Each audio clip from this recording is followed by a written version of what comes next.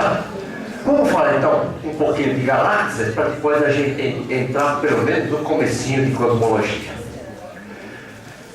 Bom, então, coragem. Quando eu olho para o céu, lembra que nós vimos aqui a Via Láctea. E todas as estrelas que a gente vê são estrelas que pertencem à nossa Via Láctea. Só que, bom, eu estou olhando para o sul e eu consigo ver aqui duas manchinhas no céu. E essas manchinhas, a gente consegue medir a distância até elas e verifica que são grupos de estrelas. Na verdade, são duas galáxias fora da nossa galáxia. Então, são as tais das nuvens de Magalhães. Então, as nuvens de Magalhães são dois objetos visíveis a olho nu, aqui no hemisfério sul, e que estão além dos limites da nossa galáxia. Então, aqui é a primeira vez que a gente consegue, então, observar astros fora da nossa galáxia. No hemisfério norte tem uma galáxia chamada Andrômeda, que também pode ser observada a olho nu. Nós vamos ver. Muito bom. Então, tá aqui, ó. Então, estão aqui as duas nuvens de Magalhães. A pequena nuvem de Magalhães é uma galáxia de forma bem irregular, tem um diâmetro de uns 14 mil anos-luz e está mais ou menos a 190 mil anos-luz de nós. Quando você compara com essa daqui, que é a grande nuvem, que também tem uma forma irregular, alguns agora tentam reclassificar essa galáxia com outro nome, depois a gente vai falar. Então o diâmetro dela é maior, então pensei que é maior, então, grande nuvem é maior, e a distância até nós é menor do que aquela lá. Então, na verdade, essa pequena nuvem a gente vê menor por dois motivos. Uma, ela é realmente menor, e como ela está mais longe, parece menor ainda. A pequena nuvem tem mais ou menos uns 2 bilhões de estrelas fazendo parte, enquanto que a nuvem grande tem cerca de 10 bilhões de estrelas. Mas percebe que ainda é 1/10 do número de estrelas que existe na nossa galáxia. Lembra que tem alguma coisa como 100 ou 150 bilhões de estrelas na nossa galáxia. As magnitudes aparentes dessa aqui é 2,4, então mais ou menos brilhante, e essa aqui é 0,1, de modo que é uma galáxia mais brilhante do que aquela lá. Bom, a olho nu, então, quais são as galáxias que a gente vê a partir, se eu estiver no hemisfério norte? Então, se eu estiver no hemisfério norte, o que eu vou ver é a tal da galáxia de Andrômeda. Então, está aqui a constelação de Andrômeda, lá no hemisfério norte, e aqui existe uma galáxia. Então, está vendo que eu coloquei aqui M31, caramba, galáxia de Andrômeda, ou M31, é o seguinte,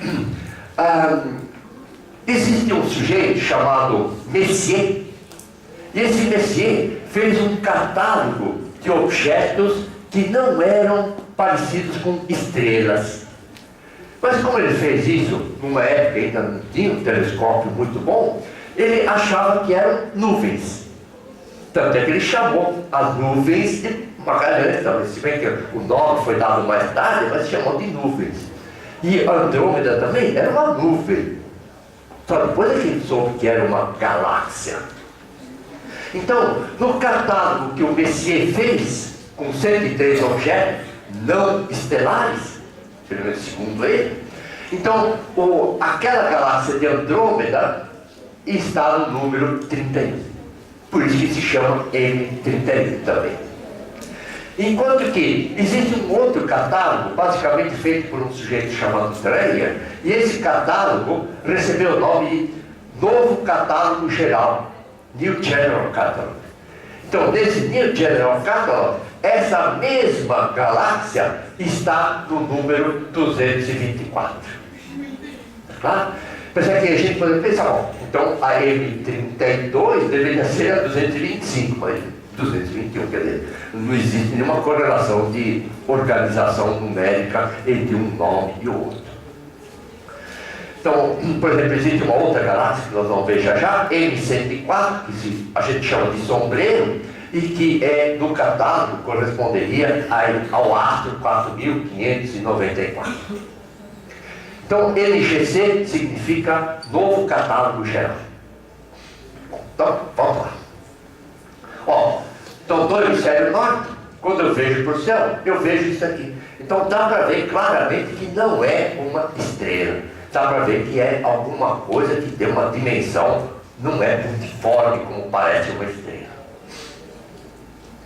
Aqui então está uma foto da galáxia de Andrômeda, agora sim, com um telescópio de boa qualidade. É uma galáxia cujo tamanho é muito parecido com o nosso, com a nossa galáxia, sendo que até o Andrômeda é um pouquinho maior do que a nossa. E aparentemente também tem um pouquinho de mais estrelas do que a nossa galáxia. Lembra que a nossa galáxia tinha como duas galáxias pertinho lá, as nuvens de Magalhães? Bom, essa galáxia também tem algumas galáxias satélites. As nuvens de Magalhães, para todos os efeitos, são como que satélites da nossa galáxia, utilizando a nomenclatura satélite, apesar dos pesares lá, tá? Essa galáxia se encontra mais ou menos a 2 milhões de anos-luz de nós. 2 milhões de anos-luz significa o quê? Que a luz para vir dessa galáxia até nós leva 2 milhões de anos para chegar. Isso significa que esta foto que vocês estão vendo aqui, vocês estão vendo o passado. Vocês estão vendo essa galáxia como ela era há 2 milhões de anos atrás. Porque a luz saiu de lá, viajou 2 milhões de anos e chegou até aqui. Como é que é a galáxia hoje? É só esperar 2 milhões de anos, aí a luz vai chegar e a gente vai saber como ela é hoje. Obviamente, já vai estar um pouquinho atrasado para o nosso gosto.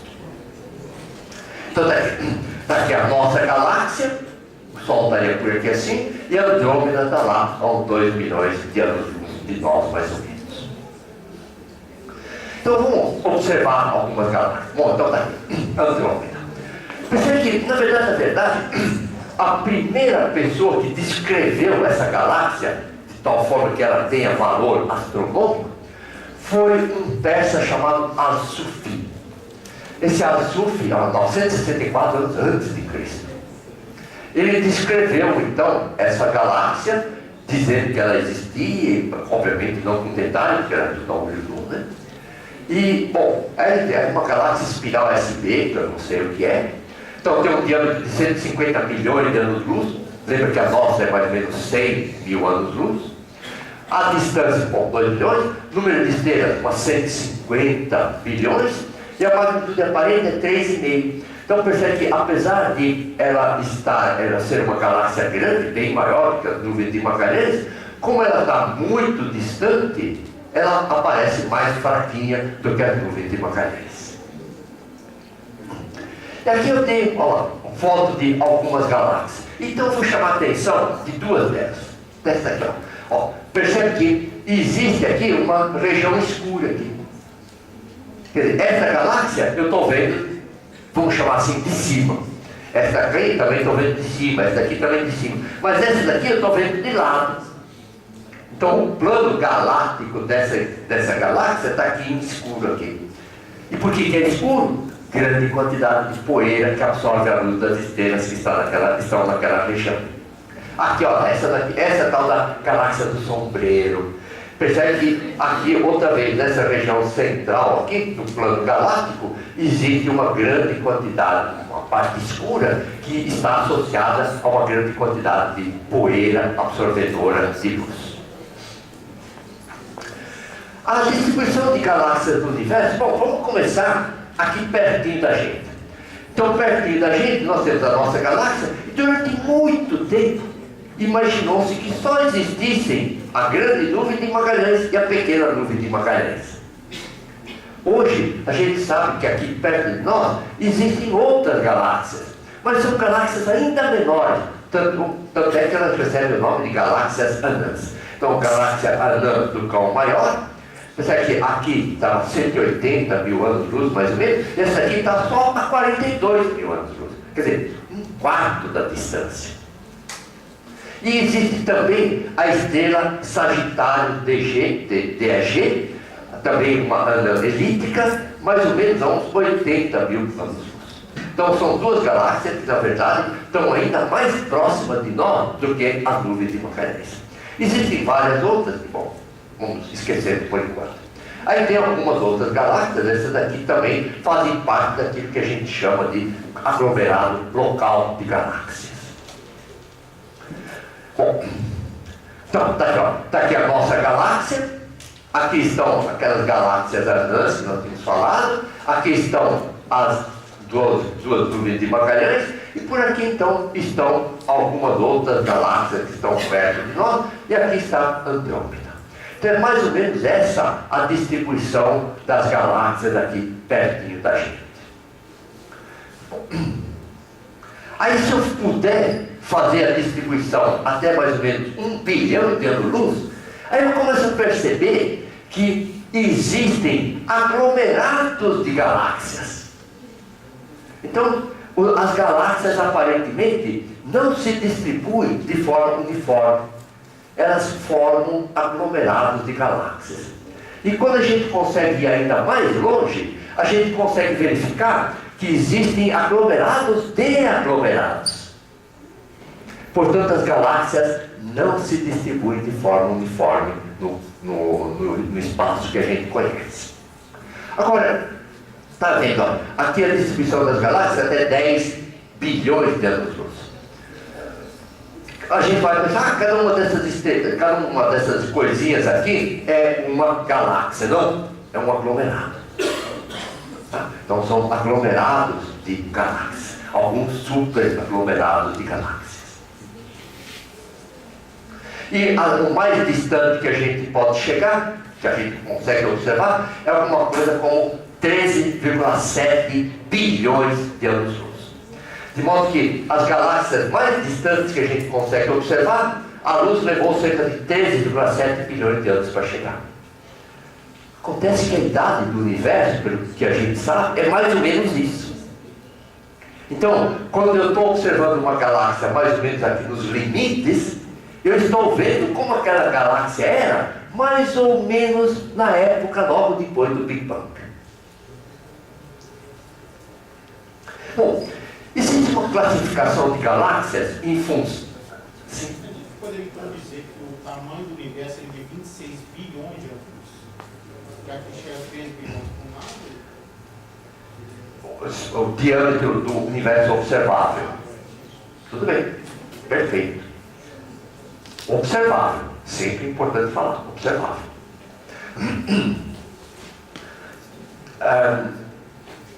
Tá.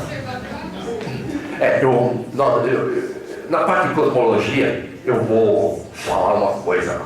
Bom, então, vamos fazer uma classificação das galáxias em função das suas formas. Então, quando a gente olha lá, a gente vê que tem galáxias de diversos tipos, diversos aspectos. E a gente tenta, então, classificar as galáxias segundo esses formatos. E essa classificação é uma classificação segundo o Hubble não o Hubble satélite, tá claro? Então, ele fez a classificação da seguinte forma. Existem galáxias que são basicamente esféricas. E existem algumas que são achatadinhas. Então, todas essas aqui, que são desde o esférico até o E7, são chamadas de elípticas, sendo que o E0 é esférico. Essas elípticas, elipsoidais. O número E2, E3, E5, E7 acaba dando a partir da relação entre um diâmetro e o outro. Por enquanto me esqueci. Aí tem algumas galáxias que na verdade elas são um disco de pizza. Essas galáxias recebem o nome de disco chato e são chamadas de S0. Aí existem algumas galáxias que elas têm um núcleo aqui, e desse núcleo sai um braço, ou dois braços, mas esses braços não não são assim muito enrolados, um pouquinho enrolados. Recebem o nome de espirais do tipo A. Se os braços estiverem um pouquinho mais enrolados, então recebem o nome de espirais B. E se os braços tiverem um monte de braços bem enrolados, elas recebem o nome de SC, espiral C. Durante muito tempo, a nossa galáxia foi classificada como SB. De hoje, veremos. Aí tem algumas galáxias que também são espirais, mas diferentemente dessas, das quais o braço sai diretamente do núcleo, nessas galáxias tem o núcleo, o bojo, e aí tem aparentemente uma barra aqui. E o que acontece é que os braços saem das pontas dessas barras. Então a galáxia é chamada de espiral barrada. Se outra vez os braços não forem lá muito enrolados, espiral SB, espiral barrada A. Se os braços forem mais enrolados, SB, e se tiver um braço assim, bem malucão, assim, quer dizer, parece um anzol para cada lado, então ela recebe o nome de SBC, espiral barrada C. E existem aquelas galáxias que a gente olha para elas e fala, não tenho a mínima ideia do que isso parece. Alguns dizem que não tem forma. Ah, claro que tem forma, só que eu não sei o que é. Certo? Que forma tem, só que eu não sei. Então elas recebem o nome de irregulares. Bom, ao que tudo indica, pelas observações que existem atualmente, a nossa galáxia parece mais esta daqui. Uma espiral SBB. Não? Então a nossa galáxia é uma espiral barrada do tipo B. Agora, é claro que existe um problema de perspectiva para definir a forma de uma galáxia. Porque olha lá, se eu tenho uma pizza e eu estou olhando para a pizza de topo assim, é claro que eu vou ver a forma circular da pizza. Se agora eu olhar para a pizza um pouco, se tiver azeitoninha aqui, eu vou ver a azeitona. Agora, se eu estiver olhando assim, meio inclinadinho, percebe que eu vou ver assim, então, a azeitona que está aqui perto do meu queixo aqui, vai aparecer aqui, e a pizza vai aparecer meio elíptica. E se eu olhar mais inclinado ainda, a pizza vai parecer mais achatada. Até que se eu olhar bem inclinado, a pizza vai parecer mais achatada ainda. A circunferência vai parecer mais achatada. Então, percebe que, dependendo do ângulo de visão, a pizza aparece com aspectos diferentes. Até que, bom, eu posso estar olhando quase que do plano assim, e a pizza parece assim, compridona, a pizza que eu gosto. Aquela que parece compridona assim, e parece bem achatadinha. Bem. Então, quando eu olho para uma galáxia, eu posso olhar uma galáxia e eu vejo assim. Só que, na verdade, eu vejo assim porque eu estou vendo sob uma perspectiva muito inclinada. Então, eu posso, então, imaginar que eu vou desvirando a galáxia, até que quando eu desvirar completamente, eu vou ver o formato real daquela galáxia. Então, existem fórmulas matemáticas que, a partir deste aspecto aqui, eu consigo descobrir qual é o aspecto real daquela galáxia. Bom, então, a obtenção da imagem real, então, é obtida, né, a partir de considerações geométricas, físicas e estatísticas. Mas é isso que a gente tem. Bom, então, vejo diversos tipos de galáxias. Galáxias elípticas parecem ser as mais comuns. Então, até que é uma galáxia elíptica. Não tem braço, é só um elipsoide.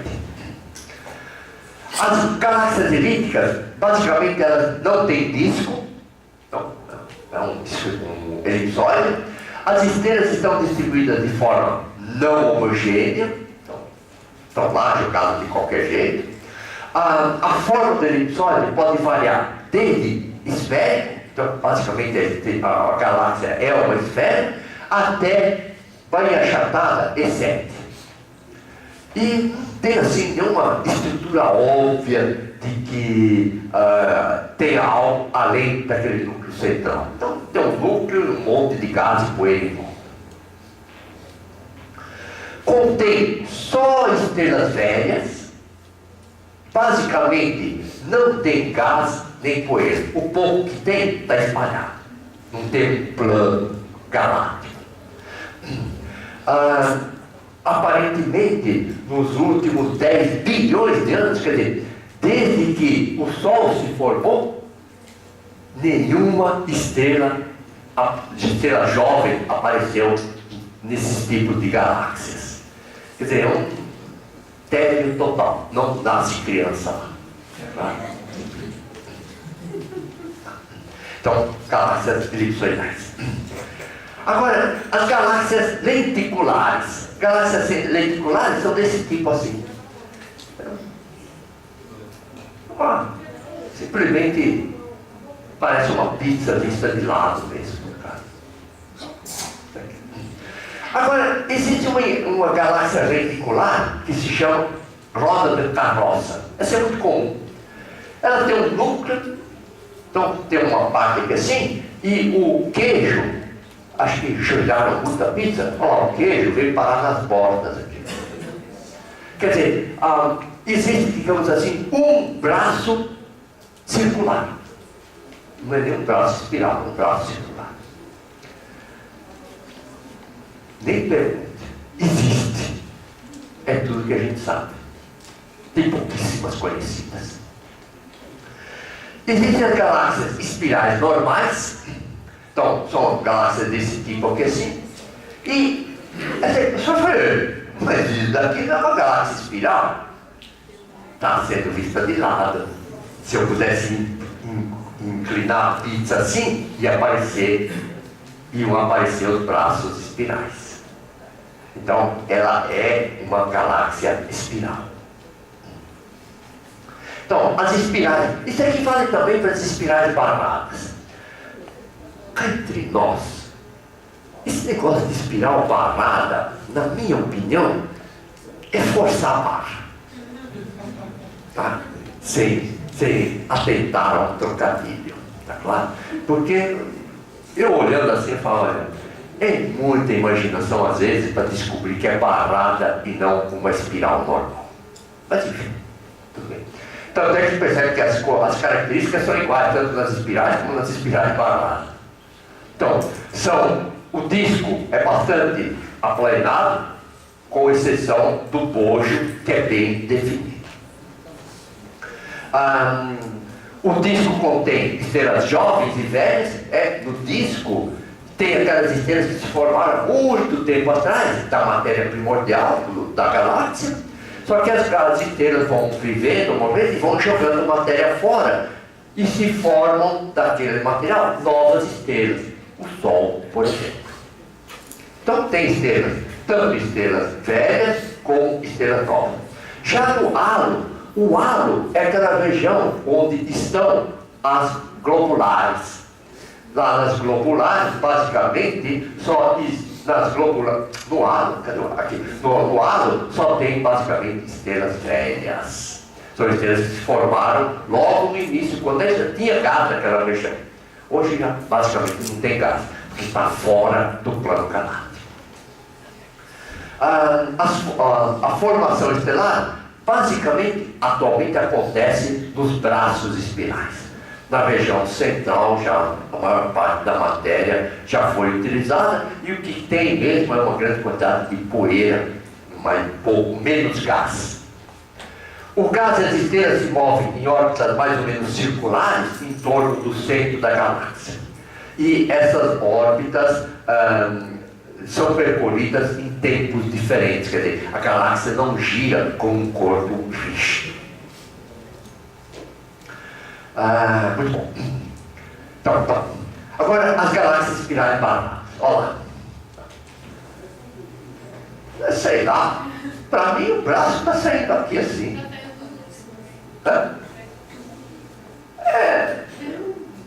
Definitivamente, pode ser. O pessoal que tem mais senso estético, olha, não, está saindo do braço e não do centro.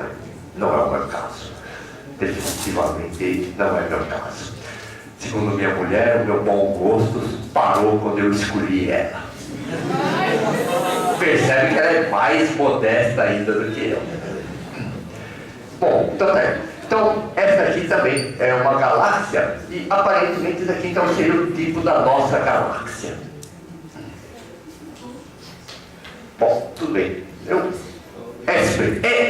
com certeza é S pezinho. O pezão, mas atualmente o pessoal está colocando. As nuvens de Magalhães, bom, as nuvens de Magalhães, essa daqui parece irregular. Mas essa daqui, que no começo estava sendo considerada como irregular, a grande nuvem, atualmente eles estão classificando como sendo uma galáxia do tipo espiral parada M. Quer dizer, não é nem ABC, é um M da vida lá, quer dizer, coisa peculiar. Então está então, a grande nuvem de Magalhães, antes irregular, agora aparentemente SP. Então, essas coisas aqui a gente já falou. O que a gente pode ver das nuvens de Magalhães? Então, essa que é a parte interessante aqui. Lembra que nós tínhamos definido, né, que o hidrogênio neutro é H1, enquanto que o hidrogênio do qual a gente retirou o elétron, então o hidrogênio ionizado, é o H2, é o próton que nós tínhamos falado. O que acontece é que, quando a gente observa a nuvem de Magalhães, então, essa aqui é uma nebulosa da nuvem de Magalhães. Essa aqui não é nuvem, é uma nebulosa, é um pedacinho da nuvem de Magalhães. E nessa daqui, aqui por exemplo, a gente consegue observar um grupo de estrelas que acabou de se formar. E a gente verifica que esta região aqui é uma região H2, ou seja, é uma região onde a temperatura é suficientemente alta para que tenha ocorrido ionização do hidrogênio. Essa ionização pode se dar por diversas formas, mas o mais provável é o seguinte: como essas estrelas aqui são quentes, elas emitem bastante radiação e radiação de boa energia. E essa radiação de boa energia são fótons que vão batendo nas partículas da nuvem, partículas do gás da nuvem. E conforme essas partículas vão batendo, acabam ionizando o gás da nuvem. Então é por isso que acaba ficando uma região de gás de hidrogênio ionizado. Bom, algumas galáxias irregulares, como essa aqui, sei lá, não tem forma, a gente vira para qualquer lado e não acha nenhuma coisa que seja uma forma conhecida. Então essa nebulosa em particular saiu uns 50 milhões de anos. Outra galáxia irregular, não tenho a mínima ideia do que isso parece. Percebe que essa galáxia irregular está encobrindo uma outra. Então essa galáxia aqui é diferente dessa daqui. Percebe que como ela está encobrindo parcialmente, significa que aqui deve ter um monte de gás e poeira, que não deixa a luz daquelas estrelas lá vir para cá. Bom, as irregulares não têm uma estrutura óbvia. As irregulares muitas vezes apresentam aparência explosiva, quer dizer, como se alguma coisa tivesse feito com que as estrelas se deslocassem, e nós vamos ver que isso é bastante comum em choque de galáxias. Uma nebulosa, ela possui um campo gravitacional que pode ser considerado forte, fraco, em comparação aos outros corpos elétricos. Como o raio geral é muito fraco. Você falou do quasar? Quasar não sei. Quasar? Não, eu não entendi a sua pergunta. Eu não sei se não fala que quasar que tem aquele buraco negro. Grande, muito denso. Quasar. Bom, eu vou falar sobre o quasar, mas depois você faz a pergunta outra vez para ver se a gente entende. Você fala mesmo Não? Ah, não, eu vou falar. Tá. Então a resposta é que o campo gravitacional é muito pequeno. Muito bom. Estrelas, nessas irregulares, apresentam estrelas jovens, estrelas velhas, existe bastante gás, bastante poeira, existe uma grande quantidade de formação de estrelas, exatamente como tem muito gás e muita poeira, então tem material para formar estrelas jovens. E as estrelas e o gás possuem órbitas muito irregulares, quando elas giram lá com órbitas totalmente malucas, bem diferente das elípticas, das espirais, onde todas elas giram mais ou menos no mesmo plano, em órbitas mais ou menos circulares. Esqueci de falar, de vez em quando aparece um pato aqui, mais para frente vocês vão entender por quê. Muito bom.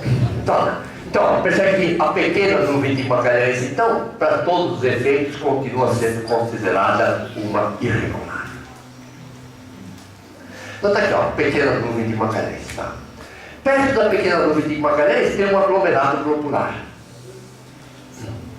E um outro aglomerado globular. Bom, galáxias anulares são poucas, mas tem, daquela que nós tínhamos falado lá. Então tem um núcleo aqui e tem as estrelas estão espalhadas por aqui assim. Alguns imaginam, por exemplo, que tenha havido explosões de supernovas aqui, muito intensas, que conseguiram empurrar essas matérias lá para fora. Por exemplo, na região central. Mas isso ainda é algo a decidir. Agora, vamos ver as galáxias vistas em diferentes comprimentos de onda. Por exemplo, o Hubble, o telescópio espacial, ele consegue observar tanto no visível como um pouquinho no infravermelho. Então, percebe que existem diversos satélites, cada um deles projetado especificamente para observar um determinado comprimento de onda. Exatamente porque não existe um único detector capaz de pegar todos os comprimentos de onda. Então tem aí um monte deles lá, e aí galáxia Andrômeda no visível. E agora vamos ver a galáxia de Andrômeda no ultravioleta. Pessoal, vou voltar. Percebe que é bem diferente. Depois, olha lá, aqui a galáxia do visível, e essa aqui é observada no infravermelho. Lembra que infravermelho é calor. Essa daqui é a galáxia de Andrômeda, observada também em infravermelho.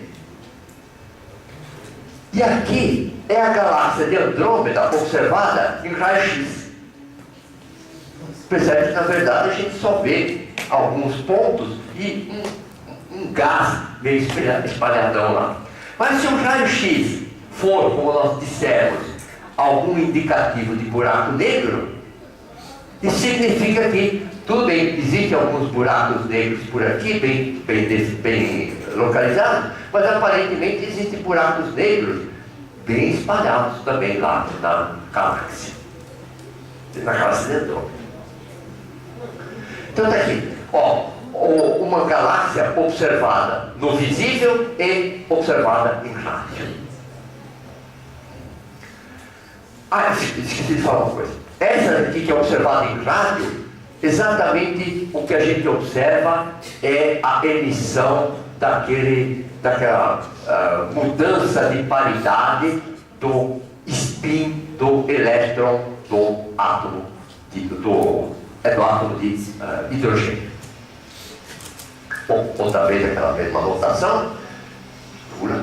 E aqui então, galáxias visíveis em ultravioleta. Então, tá. Então, eu falei, mas isso daqui. Então, esse seria no ultravioleta, né? E esse aqui no visível.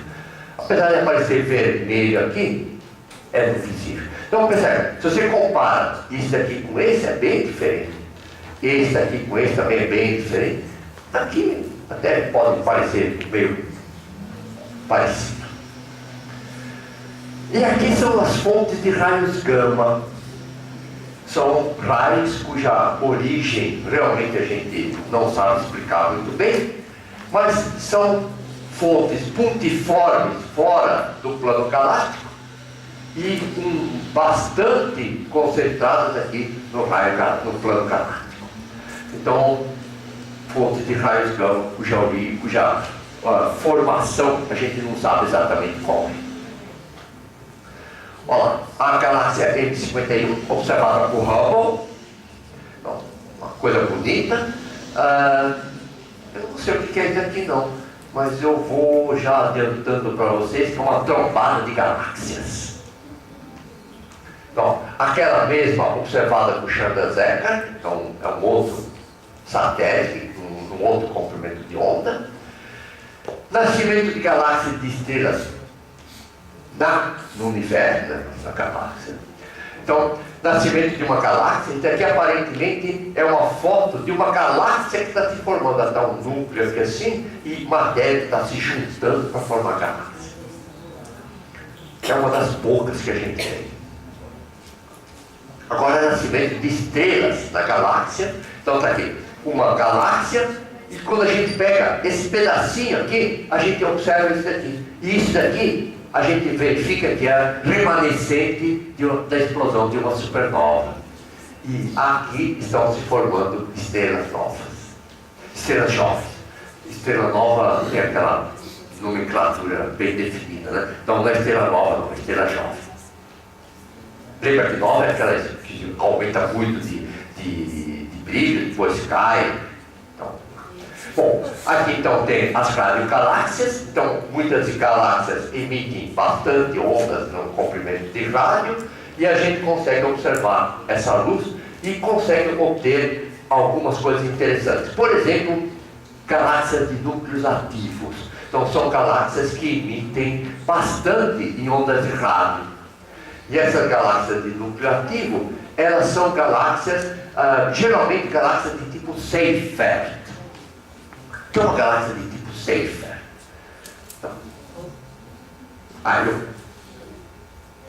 eu tirei, mas que troca! Eu fui tirando o slide para dar tempo e tirei o que não deveria ter tirado. Então, uma galáxia de tipo Seyfert é uma galáxia do seguinte tipo. É uma galáxia onde a região central, o bojo, é bem concentrado. Então, tem uma densidade muito grande de gás e poeira, e estrela também.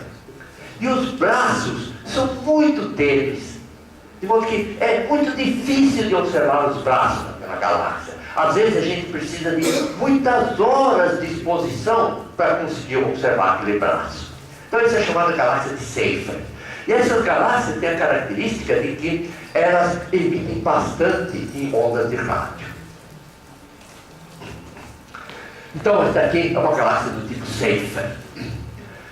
Aqui, ó, no núcleo, existe a constelação de Centauro. No núcleo, perto de Centauro, né, na região de Centauro, existe uma região que emite uma quantidade muito grande de onda de rádio.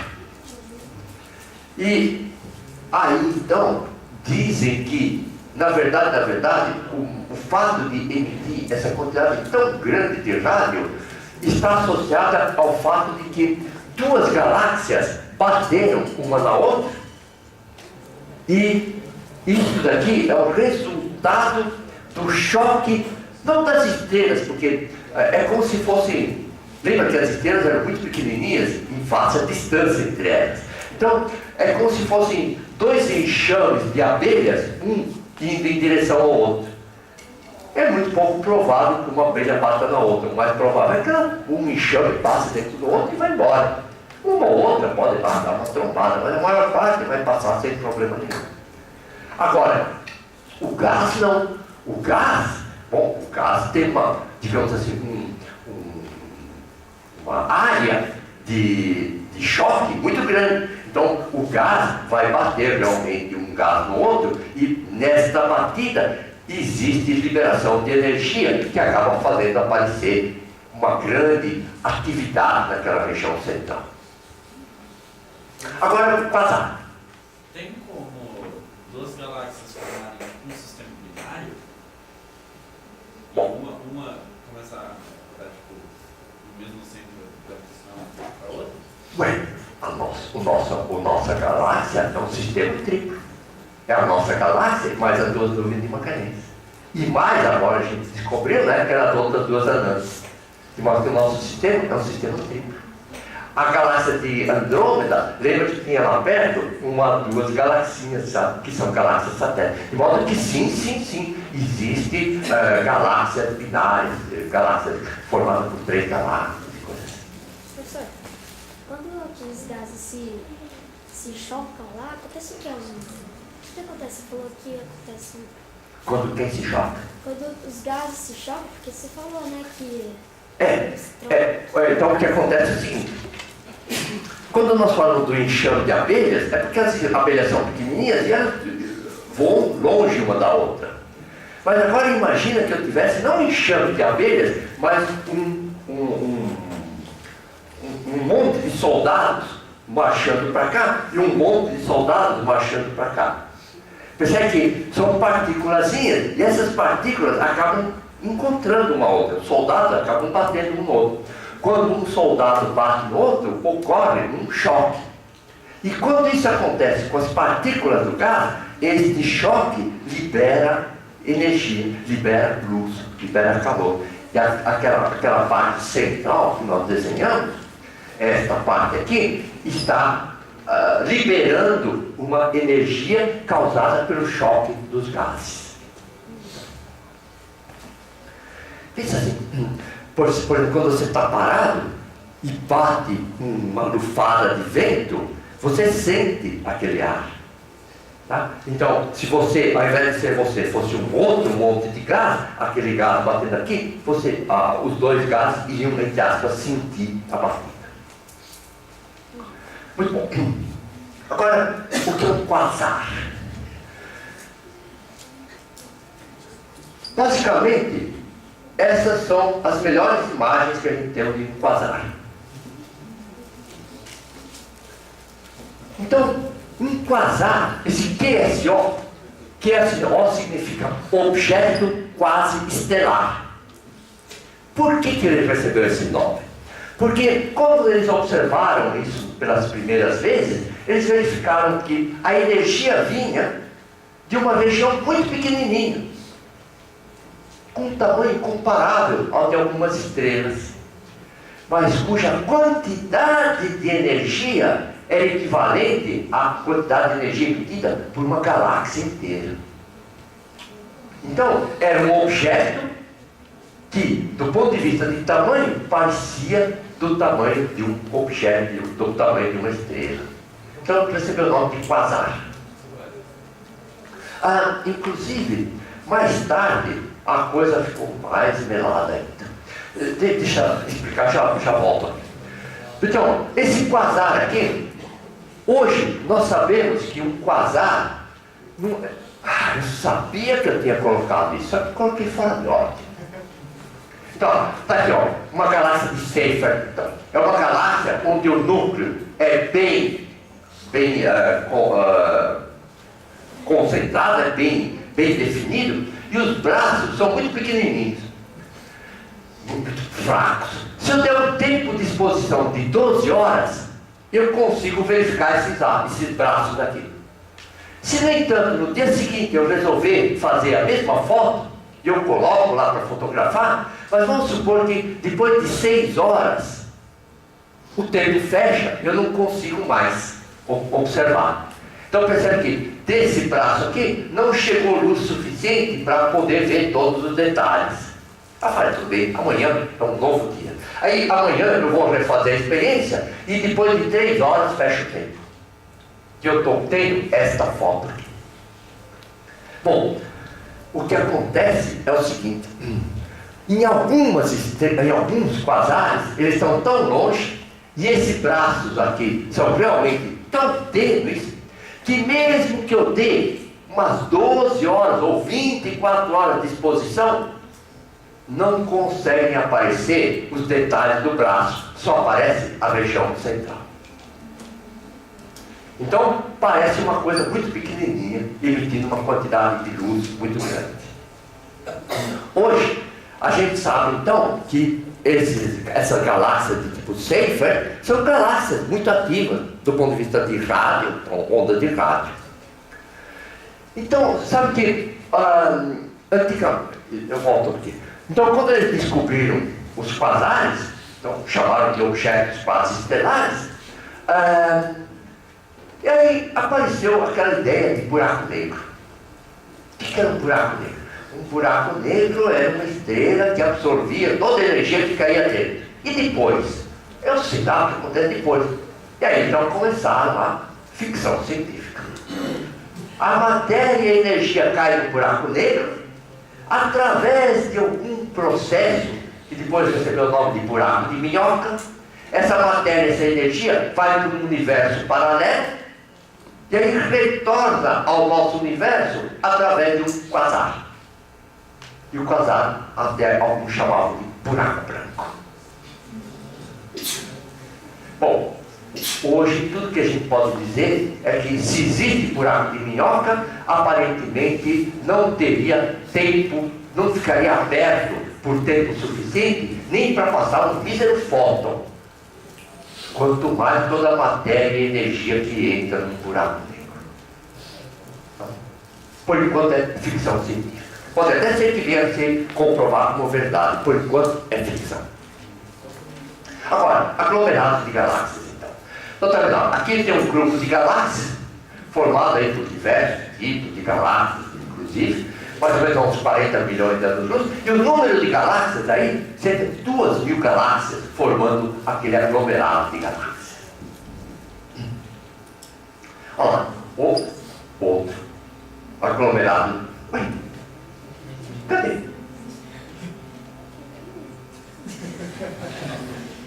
Não está aparecendo. É uma simulação. Bom, tudo bem. Bom, então dados sobre alguns aglomerados. Então existem aglomerados, por exemplo o nosso aglomerado local de galáxias, que tem a nossa galáxia, a galáxia de Andrômeda, a galáxia da constelação do Triângulo, as grandes nuvens, a grande e a pequena nuvem de Guimarães, e mais cerca de 15 galáxias anãs ou irregulares. Então esse é o grupo local de galáxias. Os tipos de aglomerados, quanto ao número de galáxias envolvidas, nós temos galáxias múltiplas, aí tem umas 80 mil a 400 mil galáxias.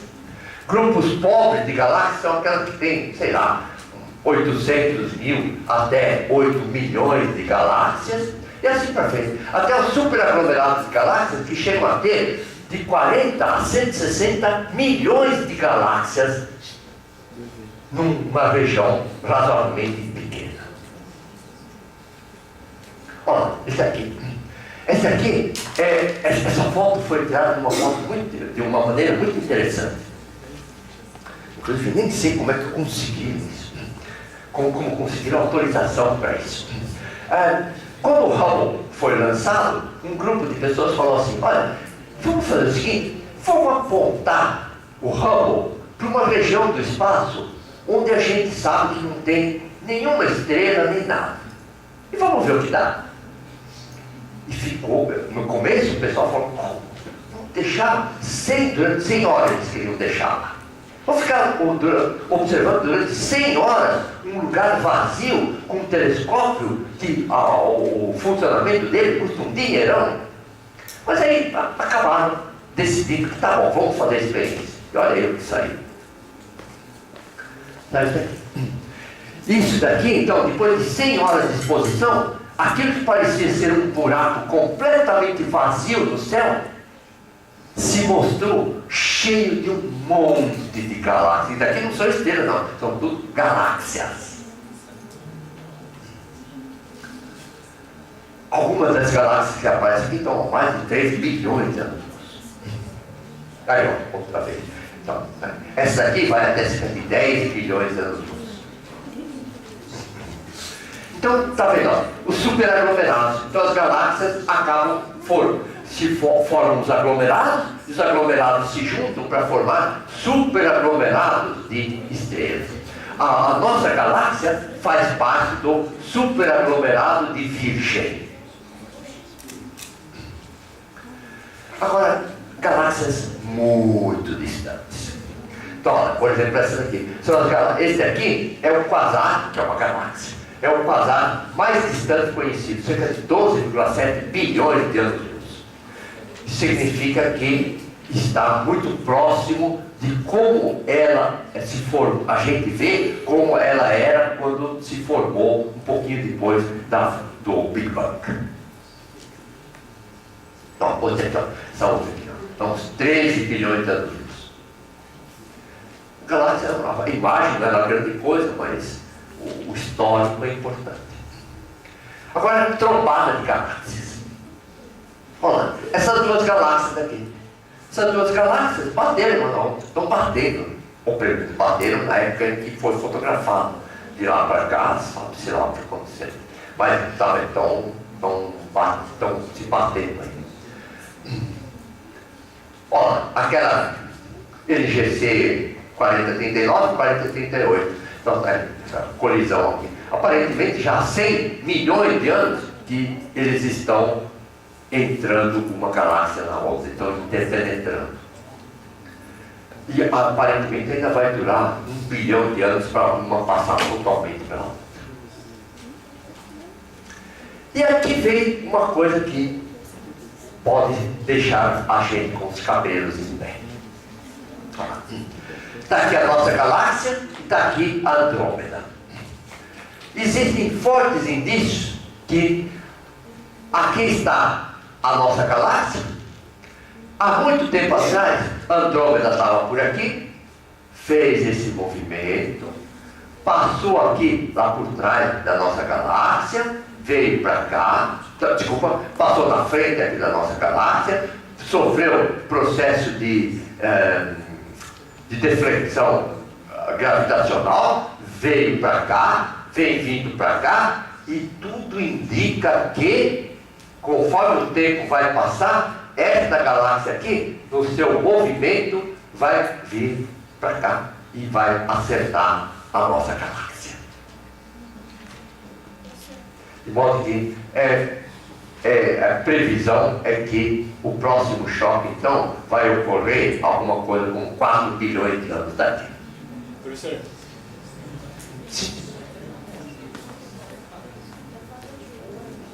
Desculpa, não ouvi.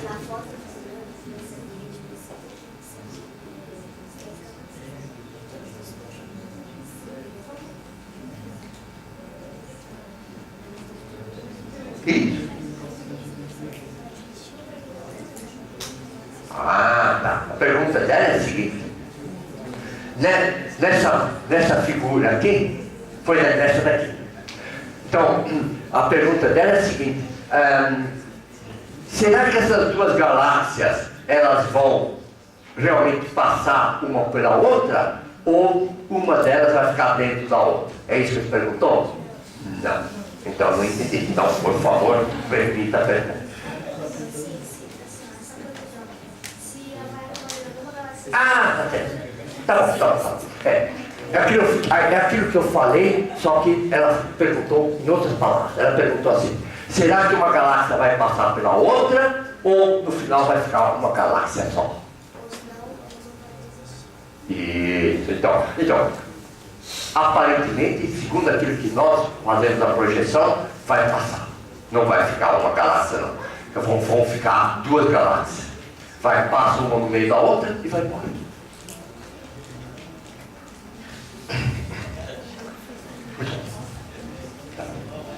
Então, essa daqui é uma simulação.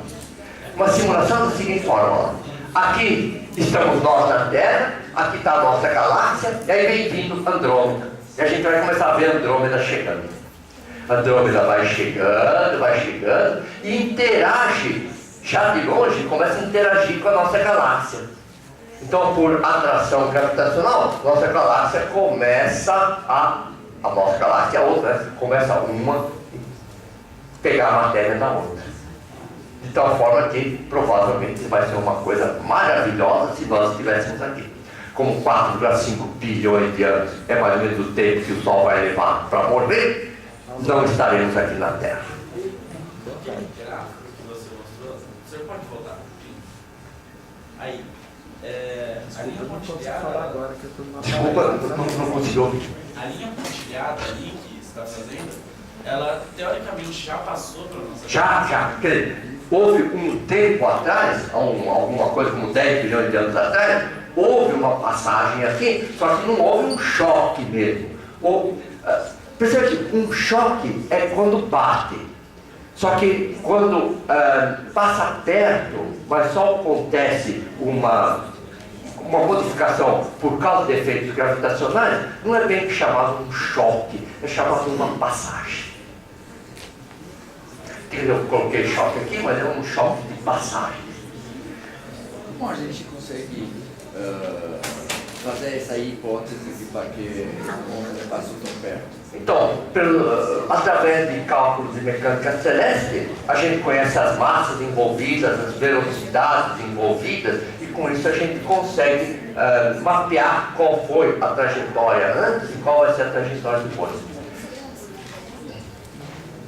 Então, bom, distribuição das galáxias. Então, percebe que as galáxias não se distribuem de forma uniforme. Então, percebe que existem aglomerados aqui, superaglomerados. E, aparentemente, o universo tem uma aparência assim de uma teia de aranha, né? Então, as galáxias parece que tem umas ligações, assim, coisas ainda não explicadas. Bom, agora, esse nem tudo é o que parece, é o seguinte. Lembra que nós já vimos que quando eu tenho duas estrelas, eu tiro uma foto